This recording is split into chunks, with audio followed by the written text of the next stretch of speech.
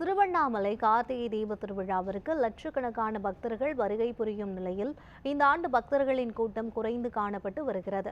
இதுகுறித்து நமது செய்தியாளர் செந்தில் முருகன் வழங்கிய கூடுதல் தகவல்களை தற்போது பார்க்கலாம்.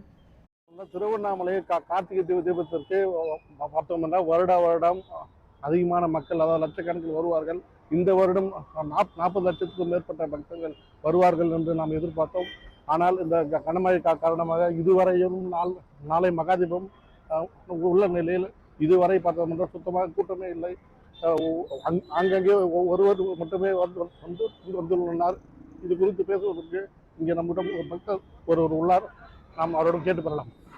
எப்பயுமே தீப திருவிழாவே முன்னாடி நாளே கூட்டம் அலம்போதும் லட்சக்கணக்கில் பக்தர்கள் வருவாங்க. ஆனால் இந்த வருஷம் அந்த தொடர் மழையாலும் மண் சரிவு ஏற்படுறதுனாலும் மக்கள் கூட ரொம்ப ரொம்ப சொற்பமாக இருக்குது. அதாவது ஒரு ஆயிரங்கன்னு சொல்ல முடியாது, 100 தான் இருக்காங்க.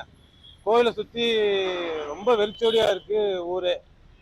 இந்த கூட்டமானது எதுவுமே இல்லை.